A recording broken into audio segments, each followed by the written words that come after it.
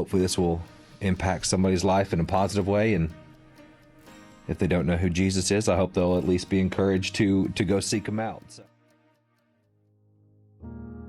I knew about God, but I didn't have a relationship with him. So I spent a lot of my time being rebellious and living for myself and doing what I wanted to do. And so I ended up a teen mom, a single teen mom.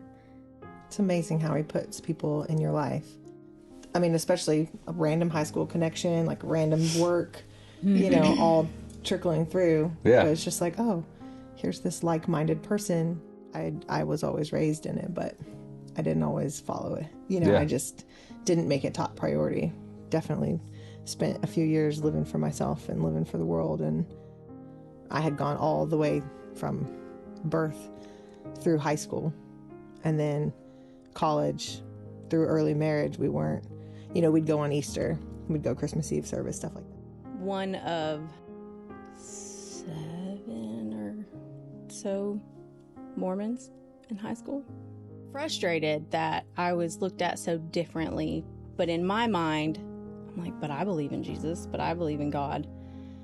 I remember feeling nothing but shame my whole life and never going to measure up to what this expects of me. But yet at the same time, my brain was completely programmed to think, but that's the only way. I was hitting up the bars and I was just trying to see what was out there and also just try to leave the weight that I carried.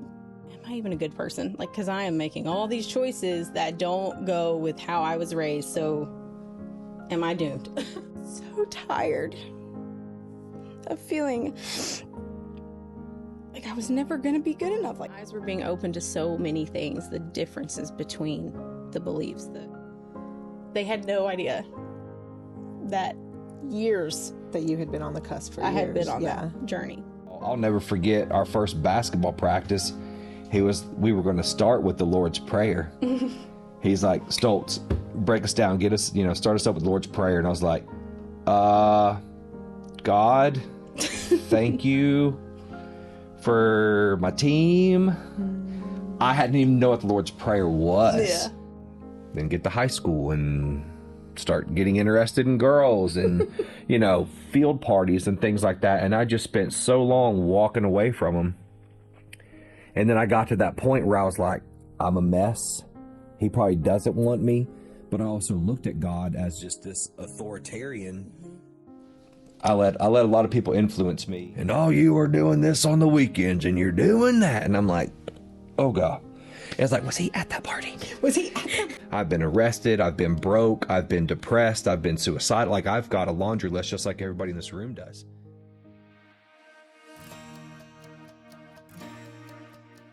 We're struggling in all areas of our life, and so something in my spirit was telling me that I needed to go to church. You could see the desperation and exhaustion in my eyes.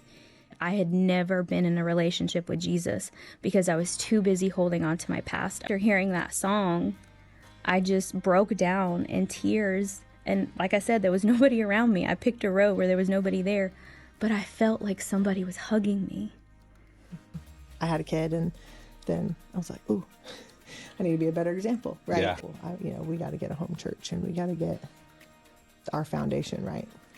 Where really it's not even the building, or it's getting that community. Wasn't the start. That was like the foundation that God's real, he's there, and he's listening. I know I felt the Spirit. I know I felt God leading me through this. All of it was gone. And then it was just like, I just came out of my room and I'm like, I love everybody. I just want everyone to know Jesus You're like a cartoon, is real. yeah. He's in my heart officially. Like, I just want everyone to know it. And ever since that, it has not changed. I rely on faith. I know you do too. But I am so excited about this. Like, you are already loved. You are already worthy. You are already accepted. When you put faith in his life, death, resurrection, all of that, he renews your heart. He gives us peace in our suffering. Right, right. Repenting is not some crazy process. It's just, I was going this way. Now I'm going this way. You're turning away. Right. Yeah, and you're turning away from it. It's like, I felt God like pushing me and calling me like, hey man, you're mine. Like, come on. Got saved, got baptized, and I was all in.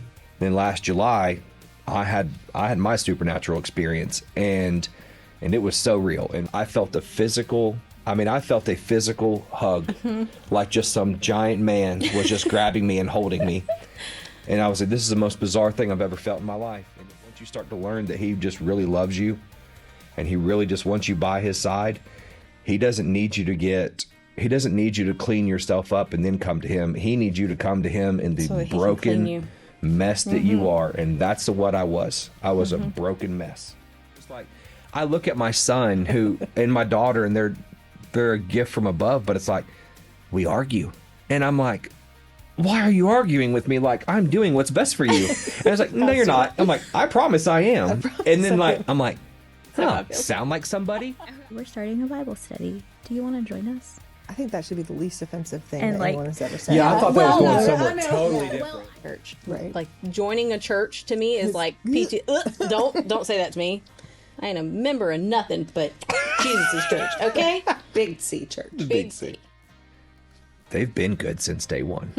They don't get me wrong, they've sinned, but like their sins would be like G-rated sins compared to mine. You know, They like gossip about their neighbor. they are amazing. Yes, exactly. They gossip.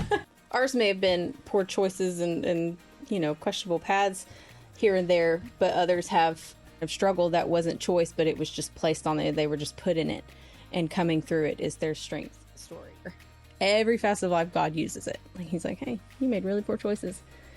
Remember how that felt? I'm gonna let you use it over here with these.